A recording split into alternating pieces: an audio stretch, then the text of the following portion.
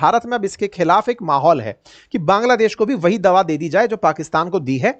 इसी वजह से भारत इस विषय पर अब चर्चा करना शुरू कर रहा है कि क्या सिंधु जल समझौते की तरह गंगा जल समझौता भी भारत रद्द कर देगा। अगर यह रद्द होता है तो बांग्लादेश पर इसका क्या असर होगा। और सबसे इंपॉर्टेंट बात, आप में से बहुत से लोग संभवतः ये ना जानते हो कि यह गंगा जल समझौता था क्या। तो आज के सेशन में मैं आपको गंगा जल संधि के बारे में भी डिटेल से बताऊंगा। हमारे चैनल पर आप लोग बहुत दिनों से हमारी खबरें सुन रहे हैं, उसके बावजूद भी आधे से ज्यादा लोग ऐसे हैं जिन्होंने चैनल सब्सक्राइब नहीं किया हुआ है। सब्सक्राइब कर लीजिए। इंडस वाटर ट्रीटी के बाद अब भारत इनके साथ गंगा वाटर ट्रीटी पर काम करने की सोच रहा है। इंडिया अब विचार कर रहा है कि क्यों ना हम गंगा जल समझौते को इनके साथ बदल दें, अमेंड कर दें। तो सबसे बड़ी चर्चा यही है सिंधु वाटर ट्रीटी के साथ की। अब वैसा ही फिलहाल चर्चा में गंगा वाटर ट्रीटी है।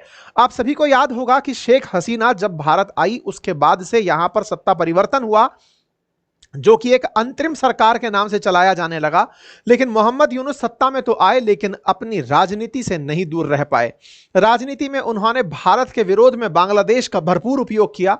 भारत के हित जहां जहां प्रभावित हो सकते थे, फिर चाहे पूर्वोत्तर भारत हो, पाकिस्तान हो, चाइना हो, वहां पर भारत के विरोध में अपने प्रोपेगेंडा को पसारना शुरू किया। अपने प्रोपेगेंडा को बढ़ाते बढ़ाते ये भारत विरोध में इतना आगे निकल गए कि भारत के पूर्वोत्तर क्षेत्रों पर इनकी नजर पड़ने लगी।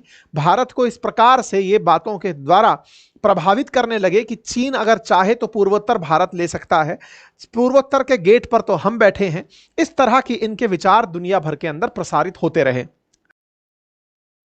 क्योंकि ये प्राणी जो है ये लगातार उस समय, जिस समय भारत लगातार हमलावर हो रहा था, उस समय ये प्राणी चीन के टच में था। उस समय इसके ही एक क्लोज जनरल था, कोई रिटायर्ड मेजर जनरल, उसका बयान आया कि जिस समय भारत पाकिस्तान के साथ लड़ाई में बिजी है, क्यों ना हम भी मोर्चा खोल दें और पूर्वोत्तर भारत पर कब्जा कर लें, क्योंकि इनका पाकिस्तान प्रेम बहुत जाग रहा था। ऐसे में बांग्लादेश ने पाकिस्तान के समर्थन में, चीन के समर्थन में जो माहौल बनाया, चाइना के बारे में तो इन्होंने ये तक कह दिया था कि हमारे देश के वजह से वहां के जो नॉर्थ ईस्ट है उनसे कनेक्टिविटी हमारी वजह से मिलती है। तो इसका जो ये थॉट प्रोसेस है, इसी वजह से भारत इस विषय पर अब चर्चा करना शुरू कर रहा है कि क्या सिंधु जल समझौते की तरह गंगा जल समझौता भी भारत रद्द कर देगा। साथियों, जब बात गंगा की होती है तो गंगा लगभग 2500 किलोमीटर में हिमालय से निकल करके बहती हुई बंगाल की खाड़ी में गिरती है। नदी है तो नदी की सहायक नदियां भी होंगी। तो एक तरह से यहां एक ऐसा बिंदु है पश्चिम बंगाल में जहां से ये दो भागों में बट रही है। इसका दो भागों में बटना ही आज का सबसे बड़ा चर्चा का विषय है, क्योंकि जब दो भागों में नदी बटे तो नदी का जल किस तरह बटे, यह बात ही आज का डिस्कशन पॉइंट है। जिस जगह जाकर के नदी दो भागों में बटती है उस किनारे पर एक डैम बनाया हुआ है मुर्शिदाबाद जिले के अंदर, नाम है उसका फरक्का बैराज। तो फरक्का डैम क्यों बनाया गया? जल का वितरण और कोलकाता पोर्ट को सुचारू रूप से रखने के लिए। चलिए आगे बढ़ते हैं। अब फरक्का डैम बनकर आया, हिंदुस्तान कंस्ट्रक्शन कंपनी करके कोई कंपनी है, उसने इसको बनाया। इस डैम से पानी कहां कहां बटे और कितना बटे, इसी को लेकर भारत और बांग्लादेश के बीच में 1996 में जाकर एक समझौता होता है। वही समझौता आज सवालों में है।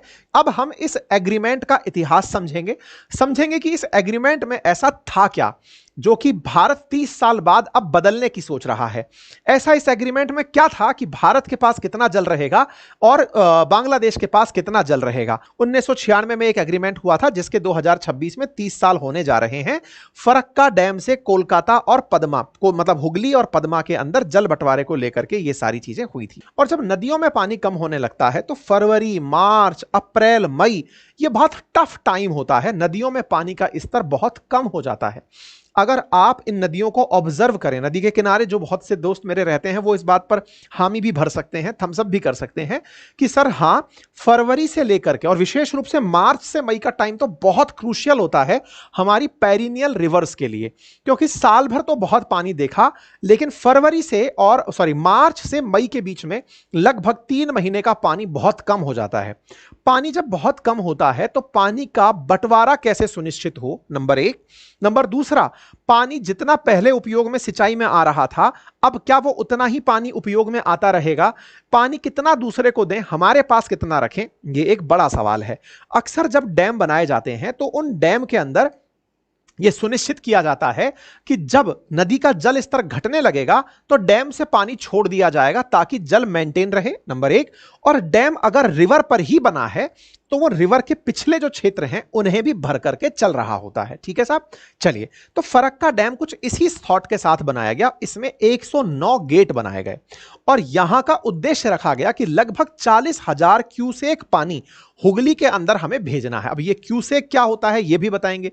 क्या बांग्लादेश ने उस समय कोई विरोध नहीं किया? बिल्कुल किया, लेकिन उस समय 1971 में ताजा ताजा बांग्लादेश बना था, भारत की भक्ति में बहुत ज्यादा लीन था। उस समय शेख मुजीबुर रहमान यानी शेख हसीना के पिताजी हुआ करते थे, भारत के साथ उनके बहुत से एहसान थे, तो वो इस बात पर तैयार थे कि हां, अगर हम लोग बनते हैं, साथ में रहते हैं, तो एक जॉइंट रिवर कमीशन बनाएंगे जो दोनों के हितों का ख्याल रखेगा। भारत ने कभी यह नहीं कहा कि साहब नदी मेरी है तो सारा पानी मेरा होगा।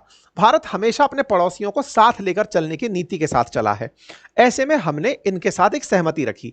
1972 के अंदर जब इंदिरा जी थी और वहां पर शेख मुजीबुर रहमान थे, तय हुआ कि हम एक जॉइंट रिवर कमीशन बनाएंगे ताकि नदी का जल किस तरह से बटे, क्योंकि अल्टीमेटली आप फरक्का डैम बना रहे हैं, तो नदी का जल कैसे बटे इस पर जब भी आवश्यकता होगी हम लोग चर्चा करेंगे। इसी वजह से 1977 में, 1982 में, 85 में कई छोटे मोटे एग्रीमेंट होते रहे।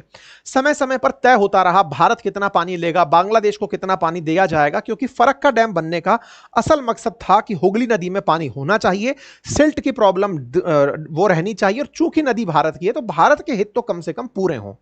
कुल मिलाकर भारत की जरूरत 40,000 क्यूसेक जल की थी, लेकिन दिक्कत फरवरी, मार्च, अप्रैल, मई की थी। बाकी टाइम पर कोई दिक्कत नहीं आती, लेकिन उसके बाद के जो समय है, जो 4 महीने, विशेष रूप से 3 क्रिटिकल महीने, 11 फरवरी से 11 मई के बीच का एक ऐसा समय है जहां नदी का जल स्तर कम होता है।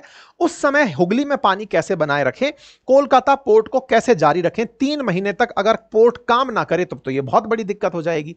बस इसी की वजह से दोनों देशों के बीच कई टाइम पर एग्रीमेंट्स वगैरह चलते रहे।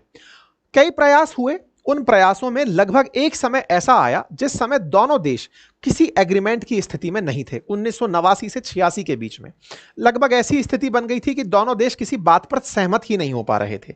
भारत ने अपने हिस्से से अपना पानी बढ़ा लिया, लेकिन इस चीज को बांग्लादेश दुनिया भर में ले गया कि देखो भारत मेरे साथ ऐसा कर रहा है, यूएन के मंच पर ले गया, अंतरराष्ट्रीय स्तर पर पॉलिटिसाइज कर दिया कि देखो ऐसा करते हैं ये लोग, हमारा पानी पूरा खा जा रहे हैं। तमाम बातें इन लोगों ने अपने स्तर पर भारत के साथ की।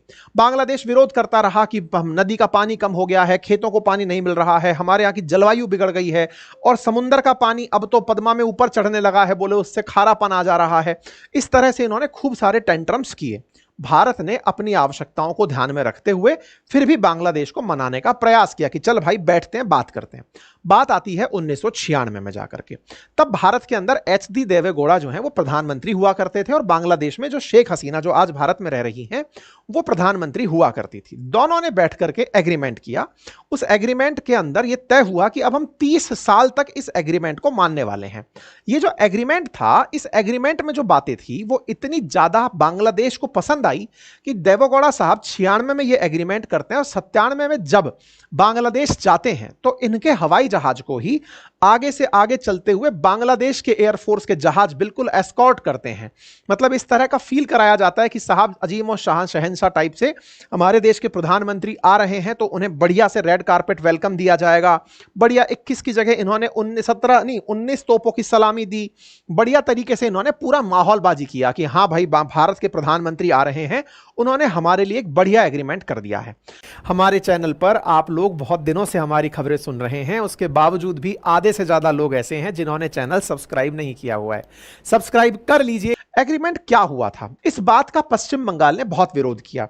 क्यों विरोध किया? पश्चिम बंगाल का विरोध हुआ, उस समय ज्योति बसु सरकार वगैरह थी, तो उन्होंने कहा कि भाई इससे हमें क्या फायदा हुआ।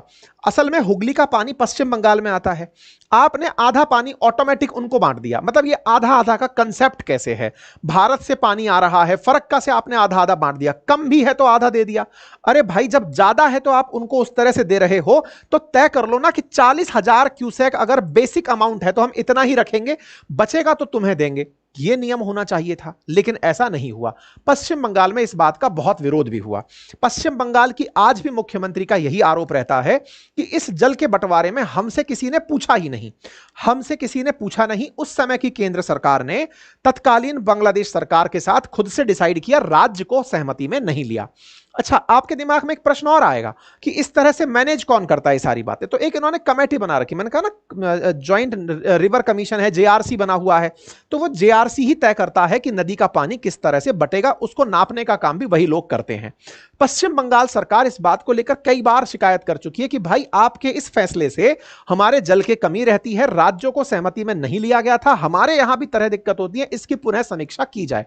तो इस तरह से पश्चिम बंगाल सरकार लगातार भारत सरकार को यह याद दिलाती रही है कि सर वो जो पानी का बंटवारा तय हो रखा है उसमें आपने हमारे बारे में अगर 40,000 क्यूसेक भी था तो लोअर पार्ट पे भी फिक्स रखते ना, पहले तो आधा आधा ज्यादा हो जाए तो उनके पास ज्यादा। बोले ये तो बिल्कुल गलत है।